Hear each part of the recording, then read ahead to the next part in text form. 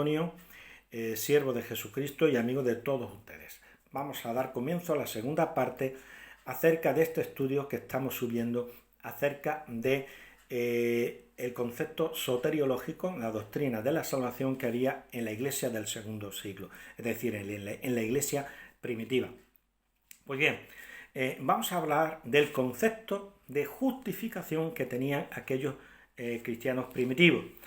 Entonces, si estudiamos a Justino Mártir en su diálogo con Trifón, en el capítulo 92 y versículos del 3 al 4, dice lo siguiente: y en efecto, el mismo Abraham, estando en prepucio, fue justificado y bendecido por su fe en Dios. ¿Cómo fue justificado? Por su fe en Dios.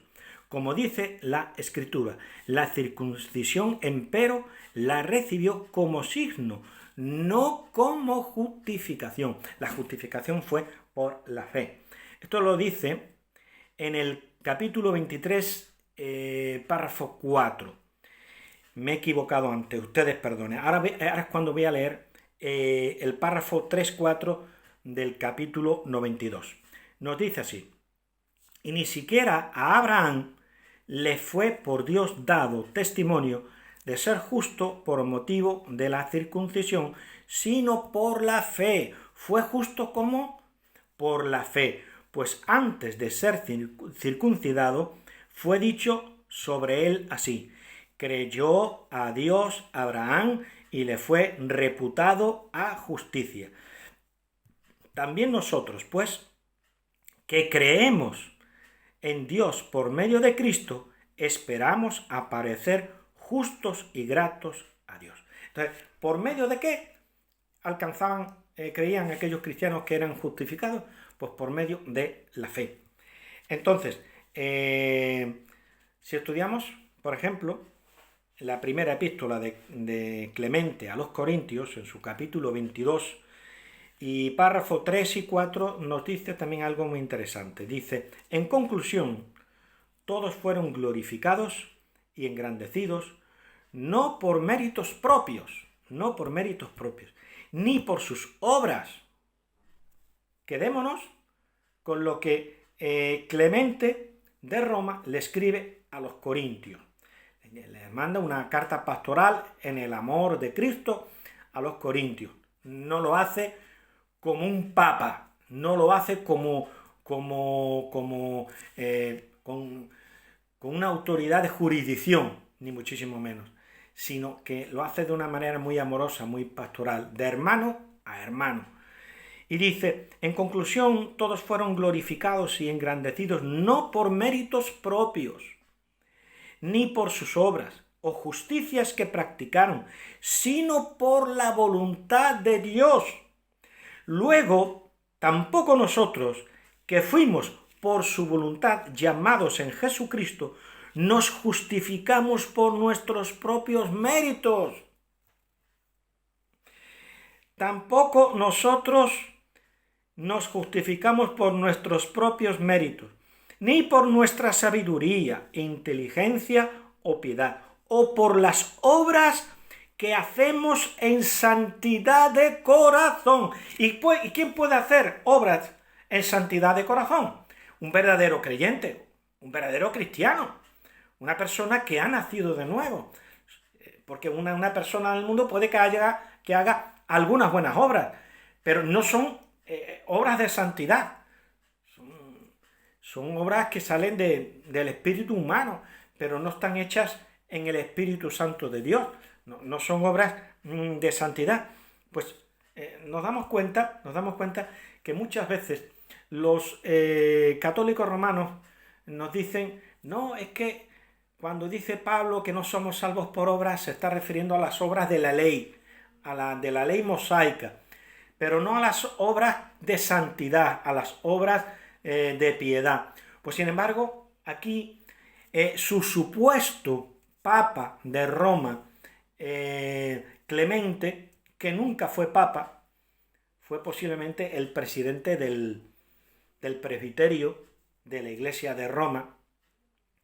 Pues este hermano en la fe dice que no Dice, nos justificamos, dice, tampoco nosotros nos justificamos por nuestros propios méritos, ni por nuestra sabiduría, inteligencia o piedad. Dice, o por las obras que hacemos en santidad de corazón, sino por la fe, por la que Dios omnipotente justificó a todos desde el principio. A Él sea la gloria por los siglos de los siglos. Amén. Primera de Clemente a los Corintios, capítulo 22, párrafo 3 y 4. Entonces, nos damos cuenta de una cosa. Dice, tampoco por las obras que hacemos en santidad de corazón, sino por la fe. Entonces, también nos dicen los católicos romanos muchas veces, bueno, nos justificamos por la fe, somos salvos por la fe, pero no por la fe sola. Oye, que no es por la fe sola. Entonces, si no nos justificamos por nuestros propios méritos, si los méritos están descartados, si están descartada la sabiduría del hombre, la inteligencia, la piedad, o las obras que hacemos en santidad de corazón, entonces si está descartado todo eso y dice que es por la fe, entonces ¿por qué es? ¿Qué le añadimos para que sea por fe más otra cosa? Si ya está descartado todo mérito humano, toda obra, toda piedad, inteligencia, sabiduría. Clemente Romano lo descarta todo para quedarse solamente con la fe. Entonces por la fe sola. Y si vamos a Ignacio de Antioquía, en el capítulo 8 y párrafo 2, nos dice lo siguiente. Ahora bien, para mí todos los archivos se cifran en Jesucristo.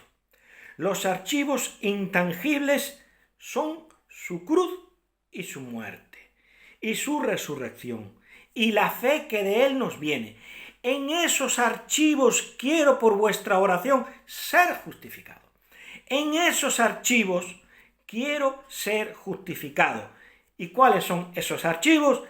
Su cruz, su muerte y su resurrección, y la fe que de Él nos viene. Es un don de Dios que de Él nos viene. Más claro, imposible. Esto lo firmaría Lutero, esto lo firmaría Calvino, esto lo firmaría Casiodoro de Reina, esto lo firmaría Beza, Zwinglio, cualquiera de los reformadores. Entonces nos damos cuenta de que ellos tenían el concepto de justificación no en una justicia óntica, es decir, interna del ser humano, sino en la justicia externa de Cristo. ¿Y cuál es esa justicia? Nos la describe Ignacio de Antioquía. Su cruz, su muerte, su resurrección y la fe que de Él nos viene. Es un don de su gracia. Gloria al Señor.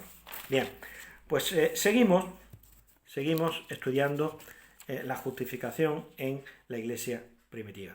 Si vamos a la epístola de Policarpo, que fue apóstol de Juan, de San Juan apóstol, Policarpo, cuando le escribe a la iglesia de Filipos, en el capítulo 1 y versículo 2, nos dice: Jesucristo, nuestro Señor, el que por nuestros pecados soportó salir al encuentro de la muerte, y a quien empero Dios resucitó, soltando los dolores del sepulcro, sin haberle visto, vosotros creéis en él con alegría inenarrable y glorificada. Alegría a la que muchos desean entrar, sabiendo cómo saben, ojo a lo que voy a leer ahora, oídos a lo que voy a leer, sabiendo cómo saben que de pura gracia fuisteis salvados. Que de pura gracia fuisteis salvados. Más claro, imposible. Esto lo afirmo yo y soy protestante.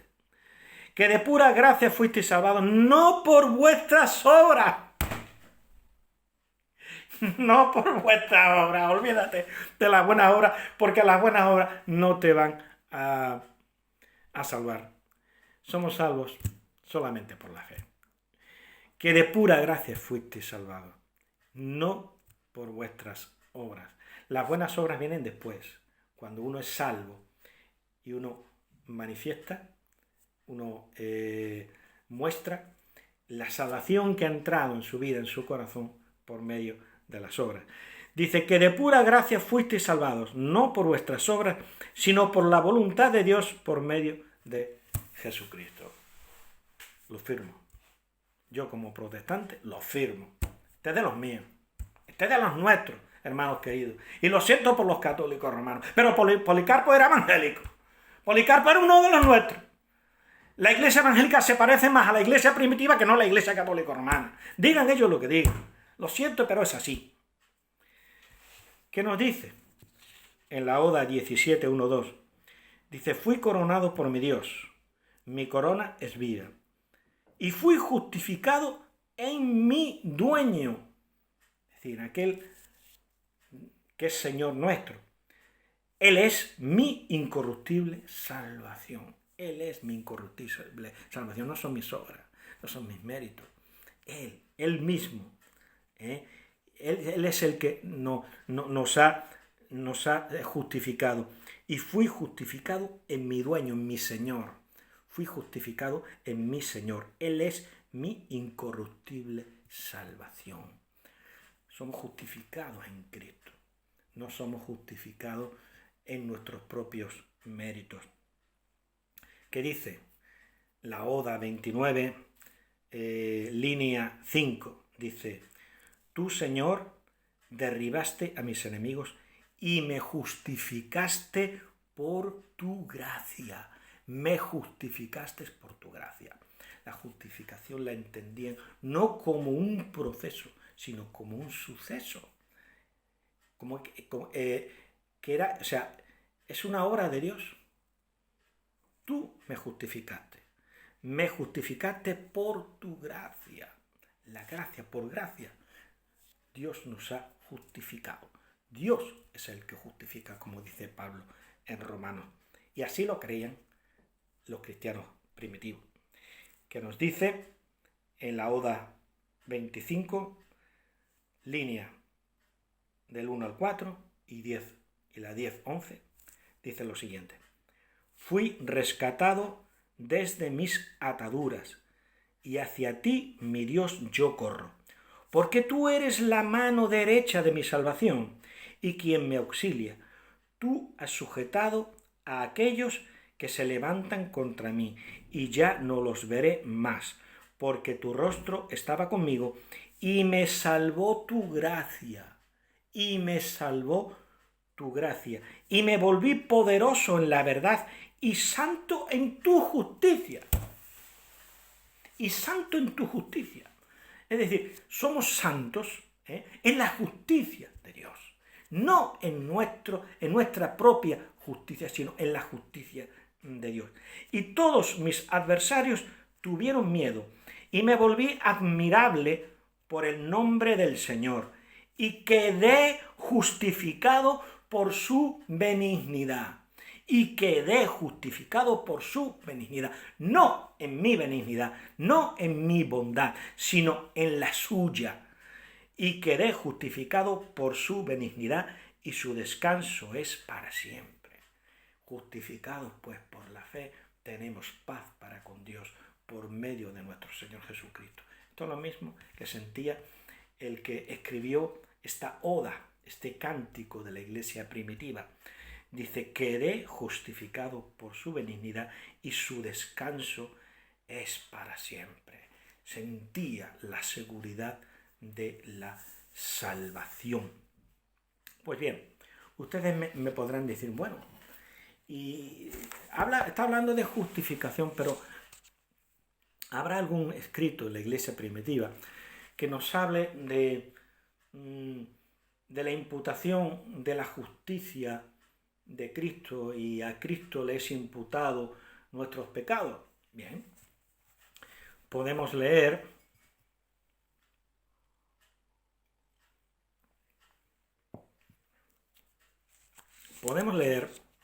el discurso a Diogneto, que es un texto muy, muy interesante de la Iglesia primitiva. En el discurso o epístola a Diogneto, que era un pagano que se sentía atraído, tenía curiosidad por el cristianismo. Entonces un cristiano le escribe. Y entonces en el capítulo 9 le dice lo siguiente. Así pues, cuando Dios lo tuvo todo dispuesto en sí mismo, juntamente con su Hijo, hasta el tiempo próximamente pasado, nos permitió a nuestro talante que nos dejáramos llevar de nuestros desordenados impulsos. Dios lo permitió. Dice, arrastrados por placeres y concupiscencia. Y no es en absoluto que Él se complaciera en nuestros pecados, sino que los soportaba. Ni es tampoco que Dios aprobara aquel tiempo de iniquidad, sino que estaba preparando el tiempo actual de justicia, a fin de que, convictos en aquel tiempo por nuestras propias obras, de ser indignos de la vida, fuéramos hechos ahora dignos de ella por la clemencia de Dios. Ojo al dato. No por nuestros méritos, no por nuestras obras, no por nuestra virtud, sino se nos otorgue ahora la vida eterna, el entrar a la misma por la virtud de Dios, por la virtud de Dios.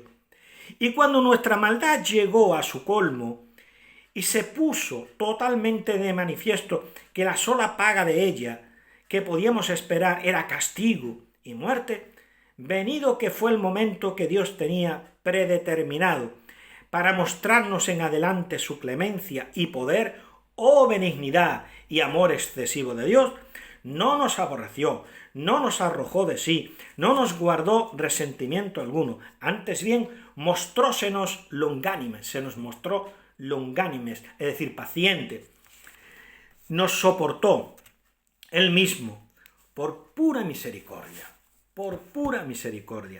cargó sobre sí nuestros pecados, por pura misericordia cargó sobre sí nuestros pecados. Él mismo entregó a su propio Hijo como rescate por nosotros, al santo por los pecadores, al inocente por los malvados, al justo por los injustos, al incorruptible por los corruptibles, al inmortal por los mortales. Y ahora agucen bien el oído a lo que nos dice este cristiano que le estaba escribiendo a Diogneto. Le dice, porque ¿qué otra cosa podría cubrir nuestros pecados sino la justicia suya? Lutero no inventó nada nuevo. Lutero no inventó nada nuevo. Descubrió lo que Satanás le había ido robando a la Iglesia. Porque ¿qué otra cosa podría cubrir nuestros pecados sino la justicia suya? ¿En quién otro podíamos ser justificados nosotros, inicuos e impíos, sino en el solo Hijo de Dios? Más claro, imposible. No está hablando de una doctrina óntica, como dice el señor Hugo Delgado, ni muchísimo menos. Está hablando de la justicia de Cristo, que es la que nos cubre a nosotros y en la cual somos justificados. Dice, ¡oh dulce trueque! Cristo toma nuestros pecados y nosotros tomamos la justicia de Cristo. ¡Oh dulce trueque! ¡Oh obra insondable! ¡Oh beneficios inesperados! Que la iniquidad de muchos quedara oculta en un solo justo y la justicia de uno solo justificara a muchos inicuos. Más claro imposible. Aquí donde vemos que la justicia de Cristo nos es imputada y a Cristo le es imputado nuestros pecados, nuestras iniquidades. Dice, ¡oh dulce trueque! En cambio, Hay un trueque, hay un cambio. Oh dulce trueque, obra insondable, oh beneficio inesperado, que la iniquidad de muchos quedara oculta en un solo justo y la justicia de uno solo justificar a muchos inicuos. Podemos leer un poco más. Dice, así pues, habiéndonos Dios convencido en el tiempo pasado de la imposibilidad por parte de nuestra naturaleza para alcanzar la vida, y habiéndonos mostrado ahora al Salvador que puede salvar aún lo imposible, por ambos lados, quiso que tuviésemos fe en su bondad. La fe en la misericordia, en la gracia de Dios, en su bondad. Y le miráramos como a nuestro sustentador, Padre, Maestro, consejero, médico, inteligencia, luz, honor, gloria, fuerza, vida, y no andemos preocupados por el vestido y la comida. Esto lo firma cualquier protestante. Más claro, imposible. Aquí vemos la doble imputación. Somos justificados en Cristo, no en nosotros mismos, no mediante una justicia personal propia de la persona, sino en la justicia de Cristo. Hay un trueque, hay un intercambio.